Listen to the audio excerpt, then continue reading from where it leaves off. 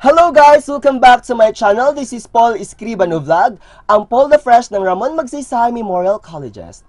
And for today's video, we will be discussing about the geological hazards. But before that, let us define first, what is the geological hazards?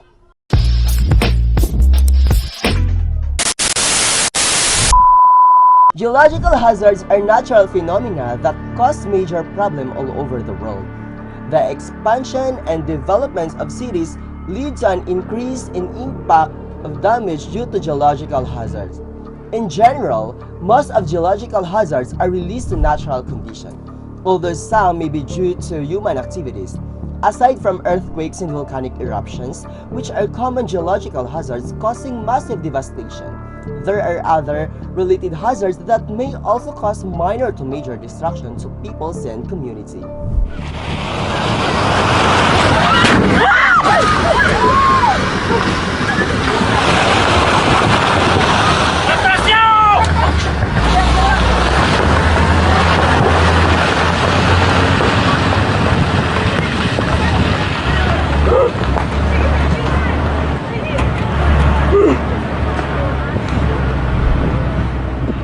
Other geological hazards and their causes. Rainfall-induced landslides. A landslide is a massive outward and downward movements of slopes forming materials. The term landslide is restricted to movements of rock and soil masses. Causes of landslide. Landslides occur when the slopes changes form stable to unstable condition. A change of stability of a slope can be caused by a number of factors acting together or alone. Natural causes of landslides. Number 1. Groundwater or pore water pressure acting to destabilize the slope. Number 2. Loss or absence of vertical vegetative structure, soil nutrients, and soil structure. Number 3. Erosion of the toe of the slope by rivers or ocean waves. Number 4. Weakening of a slope through saturation of snow melt, glaciers melting, or heavy rains. And number 5. Earthquakes adding loads to barely stable load. So that's all for the causes of landslides. So followed by Mabel.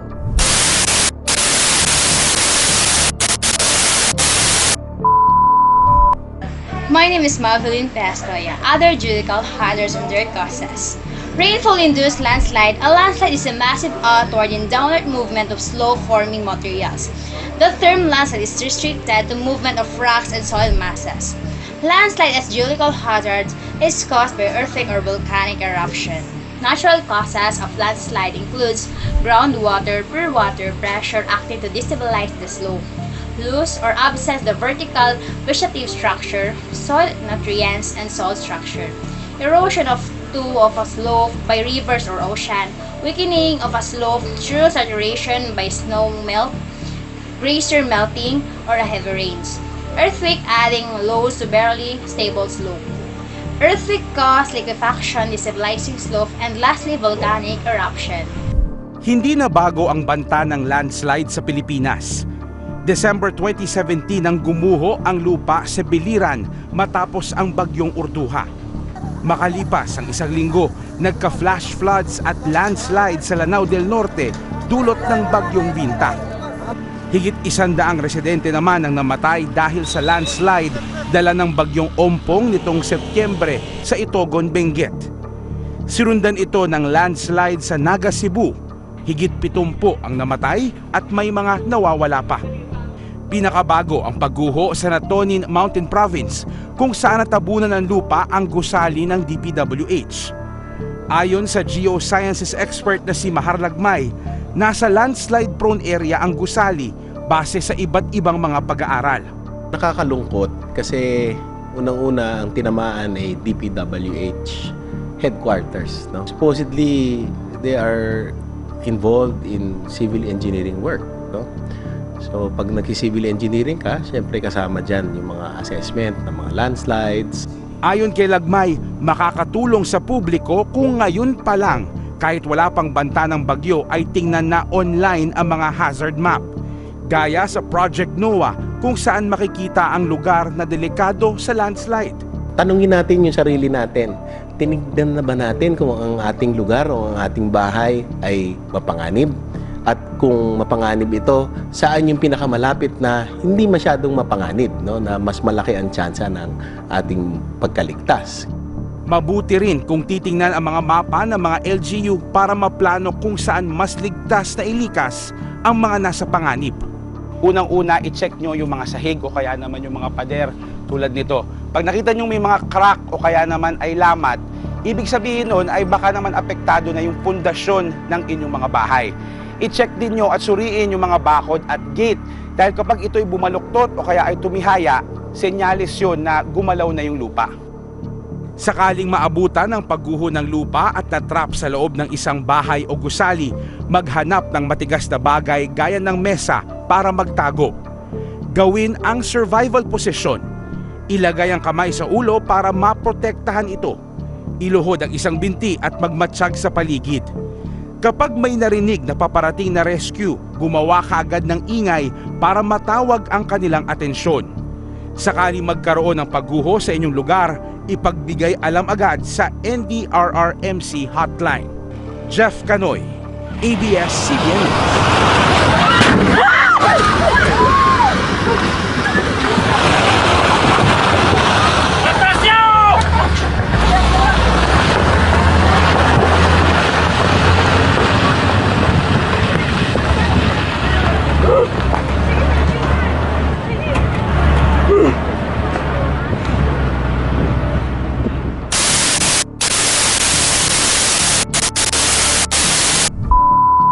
Landslides are also aggravated by human activities such as deforestation, cultivation, and construction, which destabilize the already fragile slopes, and also vibration from machinery or traffic, and also the removal of deep-rooted vegetation that binds columbium to bedrock, for example, kaingin or farming system. So, construction works or agricultural or forestry activities like plugging, which change the amount of water infiltrating the soil, can also cause landslide. Effects of landslide. Landslide causes property damage, injury, death, and adversely affect a variety of resources. For example, water supply, fisheries, sewage disposal system, forests, dams, and roadways can be affected for years after a single event of landslide.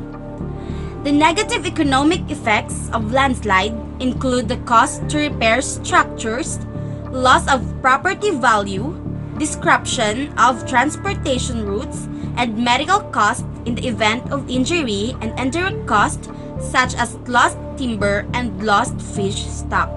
Water availability, quantity, and quality can be affected by landslide. There are two major landslides that occurred in the Philippines, namely the 1999 Cherry Hill Subdivision landslide and the 2006 Southern Leyte mudslide. On the night of August 3, 1999, a massive landslide occurred in the Cherry Hill Subdivision in Antipolo, Rizal Province, that resulted to about 60 death toll and 378 houses buried. The landslide was primarily caused by the heavy rains of the approaching typhoon Olga.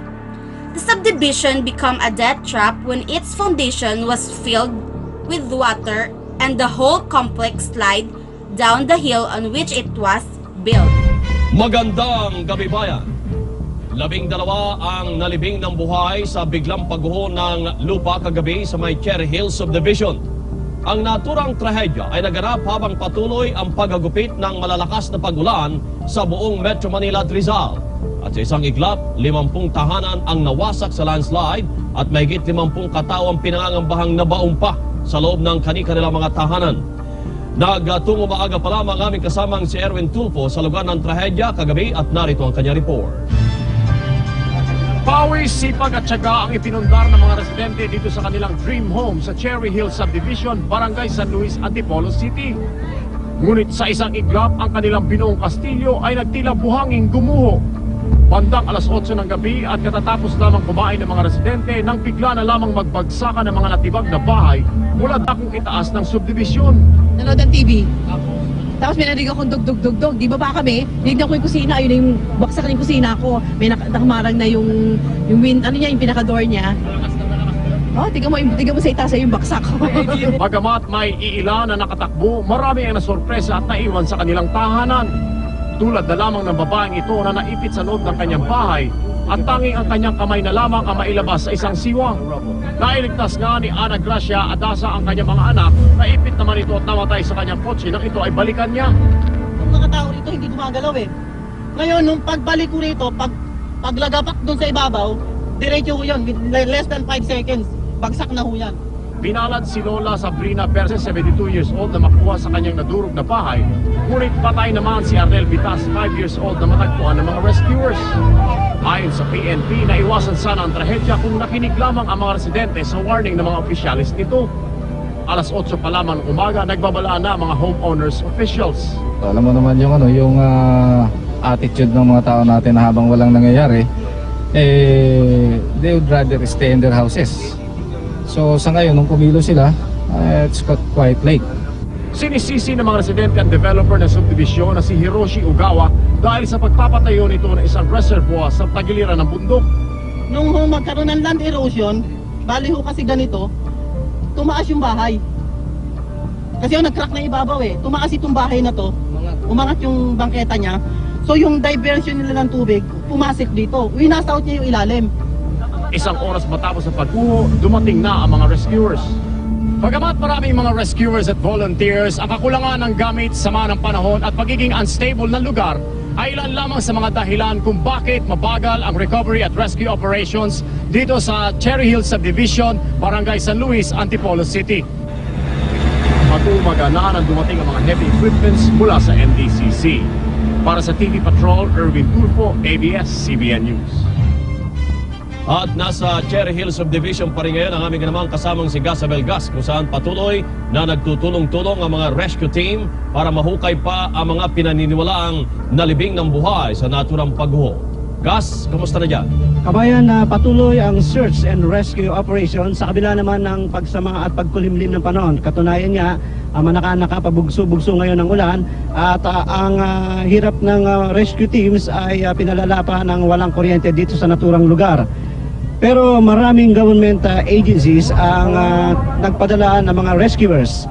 Alauna 30 na-recover ang labi ni Mario Bolaños, 34 years old, isang seaman, at ang labi naman ni Leonila Flores, 31, isang lady guard, ay alas 3 na ng hapon na-recover. Ang ikatlo, si Elsa Flores, ay na-recover alas 5 ngayong hapon. Kabayan, na na-recover ang mga biktima sa ilalim ng malalaking beam ng kanilang bahay sa Block 10 Lot 86D dito sa Cherry Hills Subdivision. Mahirap ang recovery dahil naipit ng beam ng kanilang tahanan ang mga biktima. Ito ay isang bahay pa lamang, kabayan, sapagkat marami ang inuulat na nawawala pa at ang mga ito ay pinangangambang na trap sa marami pang unit ng bahay na tila na crumple o nalukot na parang papel. While on February 17, 2006, a massive rock slide debris avalanche occurred in the Philippines province of Southern Leyte, causing widespread damage and loss of life. The deadly landslide or debris flow followed a 10-day period of heavy rain and a minor earthquake, magnitude of 2.6 on the Richter scale. The official death toll was 1,126, and that is the two major landslides that occurred in the Philippines. Alas 10 kaninang umaga, ito na ang larawan ng Barangay Ginsaogon sa bayan ng St. Bernard, Southern Leyte. Tahimik na tahimik, walang kabahayan, punong kahoy o pananim, walang tao. Natabunan ang buong barangay ng isang matinding landslide na naganap matapos ng ilang araw ng tuloy-tuloy na pag-ulan. Ayon sa mga ilang-ilang nakaligtas, nagkaroon daw na mahinang lindol bago ang trahedya. At makalipas daw ng ilang segundo, nagbubulungan na ang mga malalaking bato mula sa katabing Mount Budlingin at natabunan ng lupa ang buong barangay.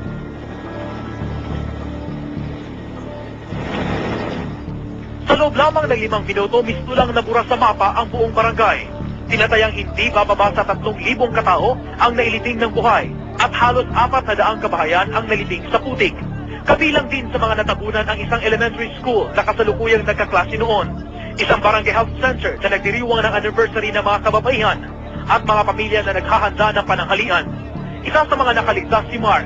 Nasa eskwela siya na mangyari ang trahedya at ngayon ay hindi niya mahagilap ng isang miyembro ng kanyang pamilya. Gusto kong tumulong sa kanila pero wala naman ako magawa. 2 patay sa mga kamag-anak ko, ang nanay ko at saka ang ate ko. Nahirapan ang mga tao dito na iligtas ang kanilang mga kababayan dahil nga dito ay isang napakalawak na ilog at saka napakahirap para sa kanila na tumawid at tingnan kung ano ang mga nangyari doon sa naturang barangay. Sa ngayon ay kanina lang inaasahan na mayroong mga tao na tutulong sa kanila, lalo-lalo ng ibang lokal na pamahalaan sa buong bansa. Payloader ang ginagamit ng mga taga-karating barangay sa pagkuha sa mga nakaligtas at ilang bangkay. 10 bangkay pa lang ang na-recover, hirap din ang mga rescue team dahil nailibing sa halos 30 talampakan ang buong barangay. Tarampatang tulong kung saan man ito makuha ang hiling ngayon ng mga taga-Leyte. Sana at saka yung mga matataas doon, ni GMA, lahat ng cabinet members, lahat ng senators at congressmen, kung may tutulong kayo, tutulungan mo na kami. Lalo ngayon, mahirap. We need equipment. At saka ngayong gabi, kailangan namin ng ilaw. Yung mga tao nandito sa poblasyon, muwi na kayo kasi walang tubig. Rico Lucena, Patrol ng Pilipino, St. Bernard, Southern Leyte.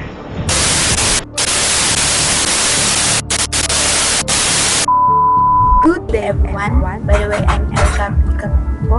For today, we're discussing sinkholes. Sinkholes are common where the rock below the land surface is limestone, carbonate rock, salt beds, or rock that can naturally be dissolved by groundwater circulating through them.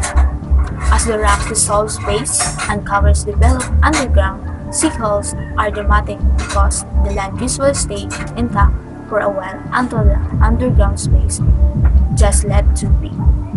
If there is not enough support for the land above the space, then the sudden collapse of the land surface can occur. Hey there!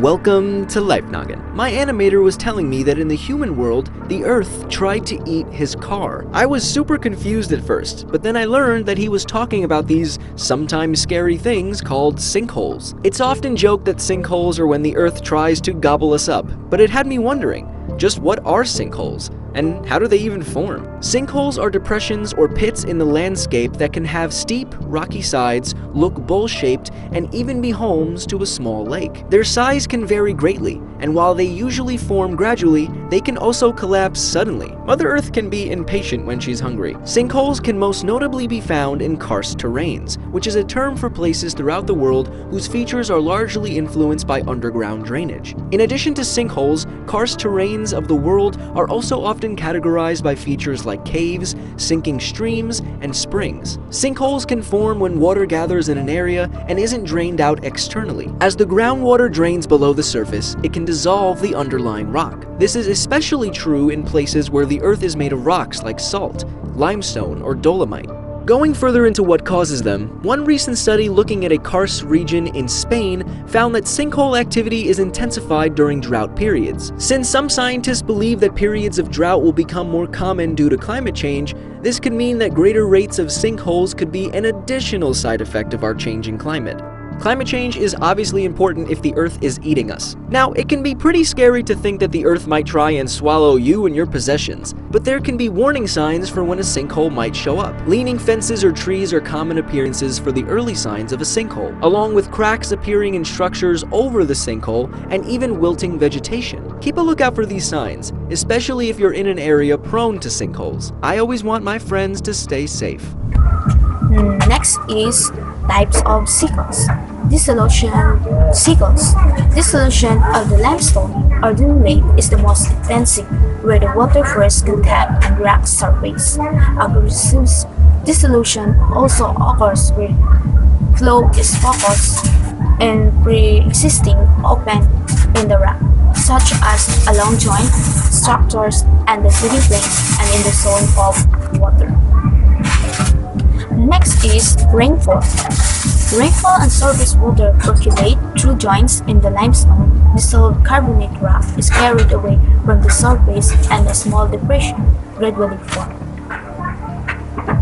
Next is on the exposed carbonate surface, a depression in focal surface drainage, accelerating the dissolution process. Next is cover subsidence cycles. Cover subsidence cycles tend to develop gradually where the covering sediments are permeable and contain sand. Next is cover collapse cycles.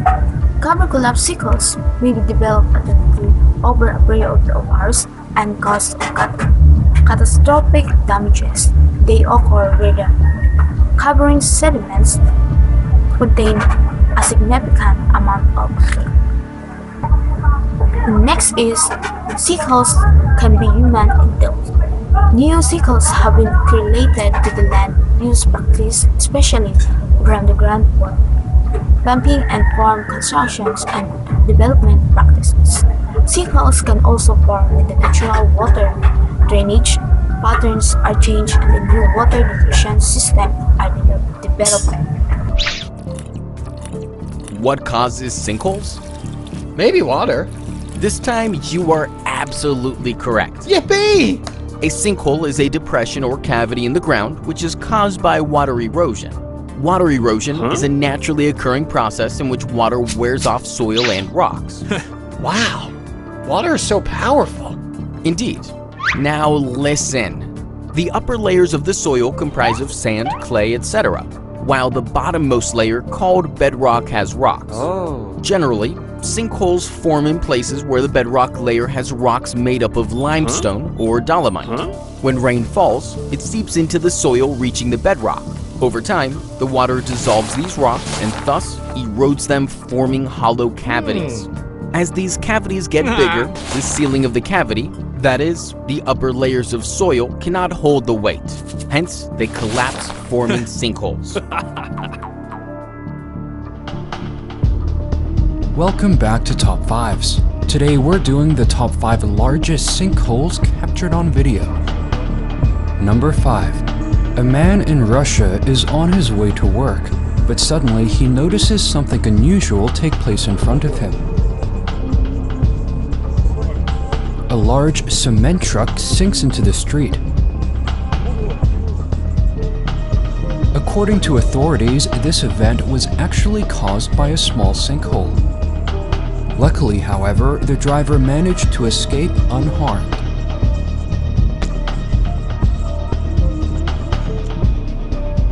Number 4. There appears to be a fairly large pothole in the middle of this highway. Drivers react accordingly by avoiding the obstruction. But over time, the pothole forms into something much more menacing.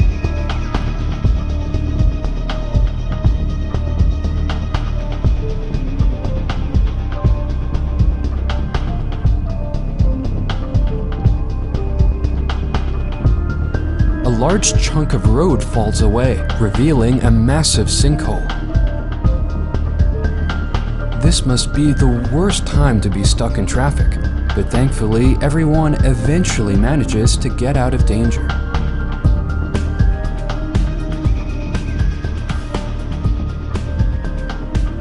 Number 3.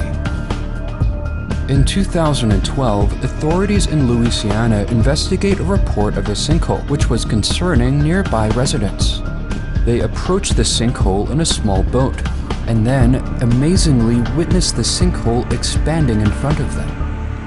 The sinkhole swallows up trees like butter and churns the lake into a mixture of dirt and debris.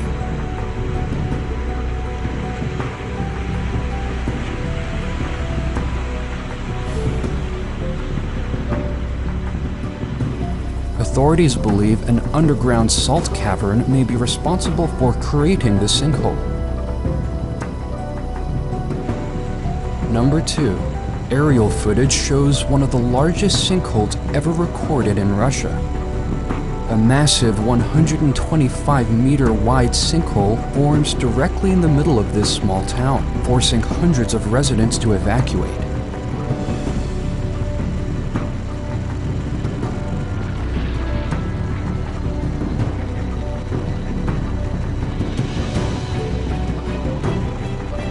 Authorities have since restricted this area due to safety concerns, and most residents have still not been allowed to return to their homes. Number 1. Lake Penier was a popular place to cool off in the summer for the people of Dulcambre, Louisiana. It is also home to one of the largest salt mines in the region. On November 20th, 1980, an oil drilling crew accidentally drilled from the lake into the salt mine below. This created a massive sinkhole, which caused Lake Penier to completely drain into the salt deposits below. Video footage captures the dramatic events unfold.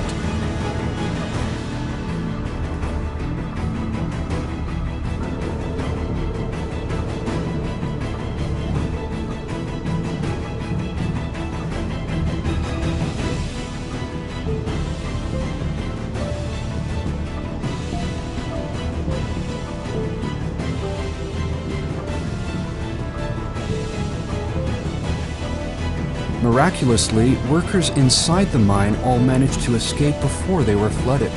Nearby fishers on the lake also managed to escape before they were sucked underground. Despite the magnitude of the event, the death toll from the Lake Penier disaster is 0, but the Lake Penier area is now completely destroyed.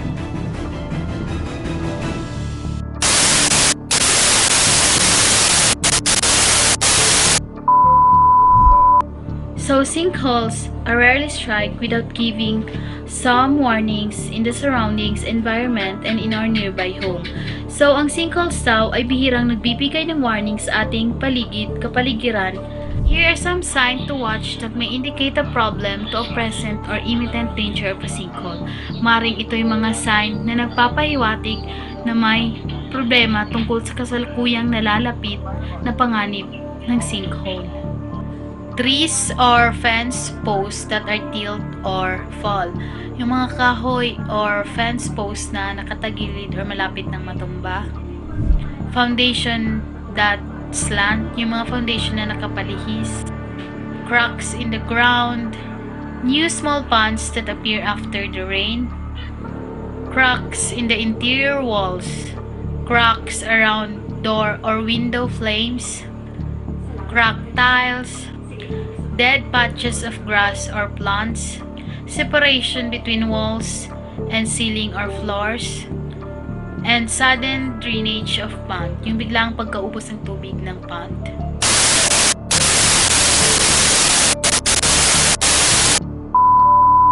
Precautionary measures. Sinkhole formation cannot be really predicted, but there are things people watch out for and precautions that can be taken. 1. Watch for signs of water disappearing from the surface. Example, the sudden loss of a stream or retention pond. If ever you have noticed this kind of matter, better go to a safe place. If a sinkhole occurs in an area of traffic, barricade it to prevent motorists or pedestrians from getting close to it. Remember that the size can continue to increase, so barricade it with ample room to spare. If you have noticed this kind of matter, better do something to prevent accidents. Check field before undertaking machine release activities such as haying or harvesting. Keep tractors and heavy machinery far enough away from the sinkholes. Since the ground near edge can easily give away, it is recommended that machinery stays at least as far from the edge as the hole is deep.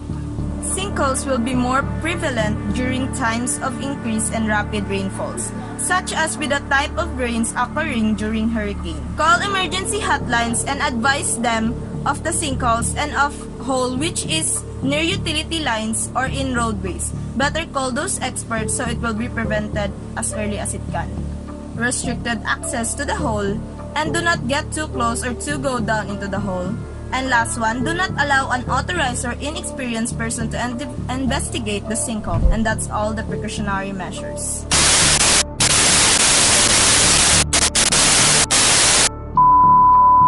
report is all about mitigation strategies to prevent losing lives and properties in case of landslide. What to do before a landslide? Hindi na bago sa ating bansa ang bagyo, pagputok ng bulkan, paglindol, sunog, at kung ano-ano pang kalamidad. Ito ay hindi natin may iwasan, pero maaari natin itong paghandaan. Bilang kasagutan, ating binuo ang Project DINA o Disaster Information for Nationwide Awareness. Sa tulong ng iba't ibang ahensya ng pamahalaan, layunin nito na magbigay ng sapat na kaalaman tungkol dito at kung ano ang dapat gawin para mapaghandaan ang mga kalamidad.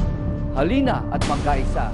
Tandaan, kung bawat isa ay laging handa, tiyak ang kaligtasan ng ating pamilya at ng ating komunidad. Handa na ba kayo? Ang landslide o pagguho ng lupa ay maaari maganap anumang oras dahil sa pagulan at paglindol. Karaniwan itong nangyayari sa mga matataas at matatarik na lugar, lalo na kung ito'y mayroong malambot na lupa. Ito man ay mabilis na kaganapan at kadalas ay walang babala.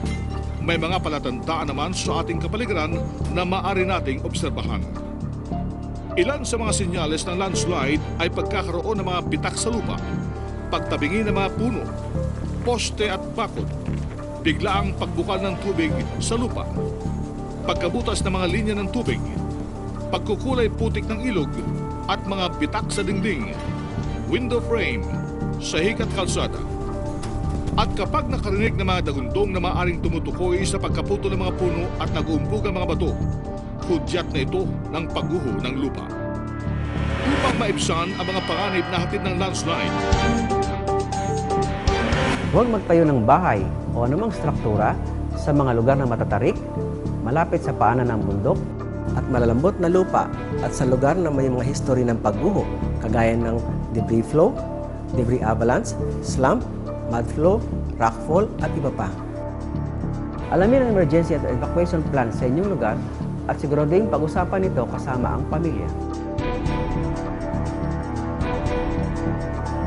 Sa oras ng malakas na pag-ulan o bagyo, maging alerto upang maobserbahan ang inyong kapaligiran sa mga senyales ng landslide. Lumikas kung kinakailangan at gawin ito sa madaling panahon, dala-dala ang inyong emergency survival kit.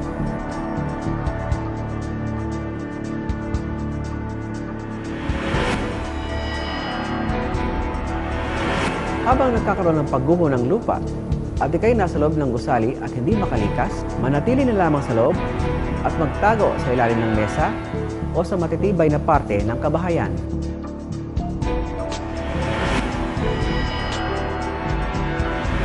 Kung ikaw naman ay nasa labas, iwasan ang maaaring daanan ng landslide at magtungo sa ligtas na lugar. Kung malapit sa estero o ilog, maging alerto sa posibilidad ng biglang pagtaas ng tubig. Ang biglang pagbaba mula sa normal na level ng tubig ay maaaring senyales ng pagbara sa may taas na bahagi ng ilog dahil sa landslide at posibleng pagkakaroon ng flash flood o debris flow.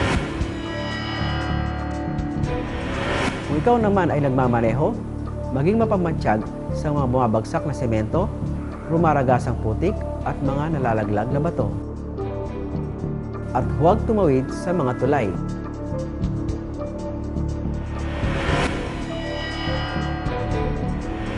Lumayo sa lugar ng pagguho hanggat sabihin ng mga lokal na opisyal na ligtas na bumalik. Pagbalik ng tahanan, suriin ang pundasyon ng inyong bahay, linya ng tubig, mga poste ng kuryente,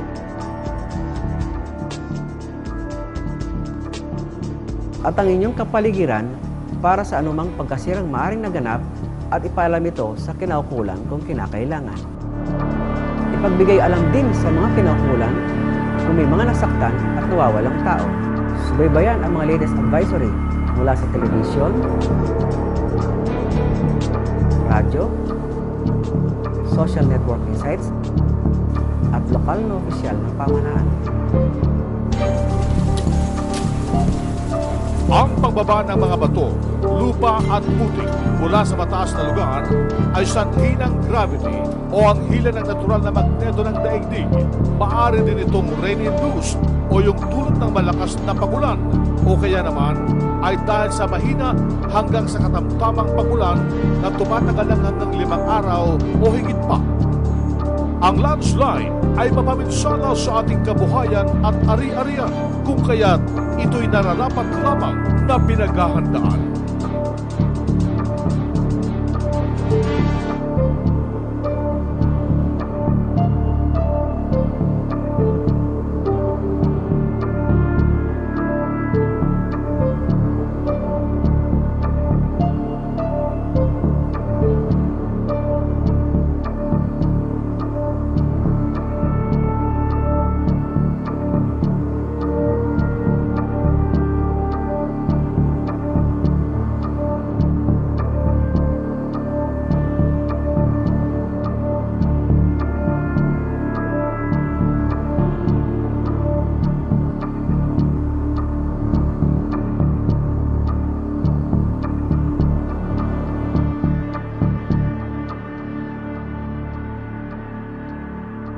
So, kailangan din natin na i-maintain yung mga contact numbers para naman makontak natin yung pamilya natin sa ibang bansa or sa ibang lugar para alam natin kung anong mangyayari, di ba?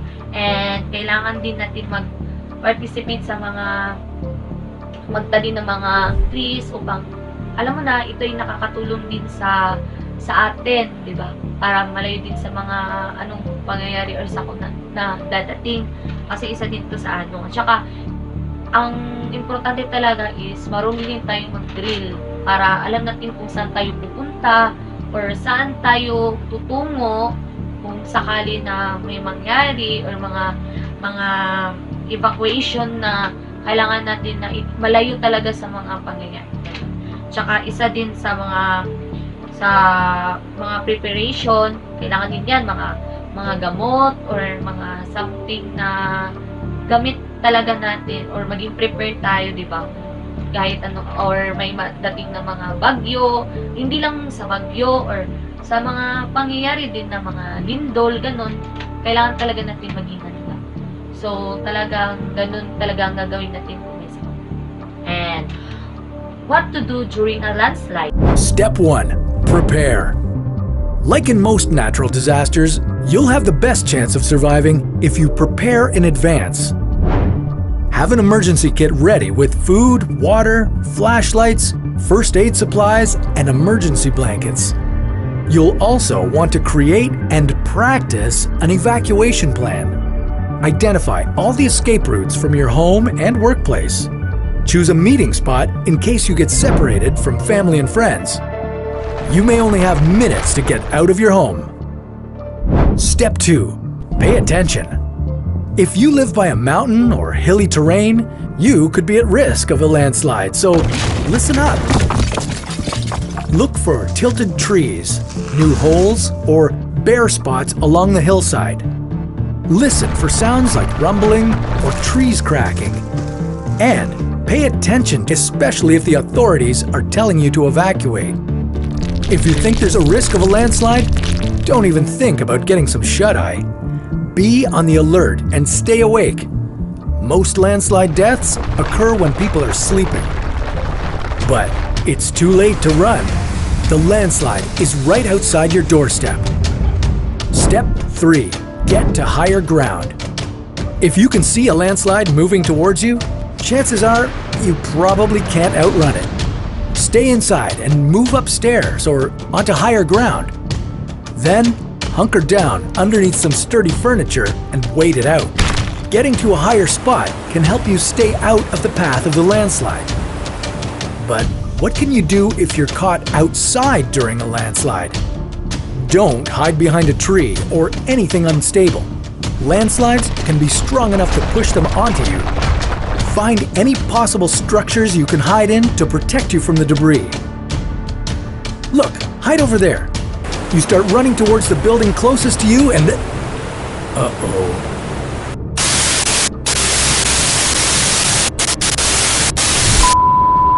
Hey, my name is ESTIMADA. Most of these hazards are sudden phenomena, which mean that it's hard for a standard person and having no technical knowledge to predict their occurrence. However, after some studies and technical observations, experts were able to observe some signs, specifically for an offending landslide or signs that an area is a potential sinkhole. Aside from earthquakes and volcanic eruptions, which are the most common geological hazard, there are other related hazards that may also bring destruction to life and property. These are the following. Landslide.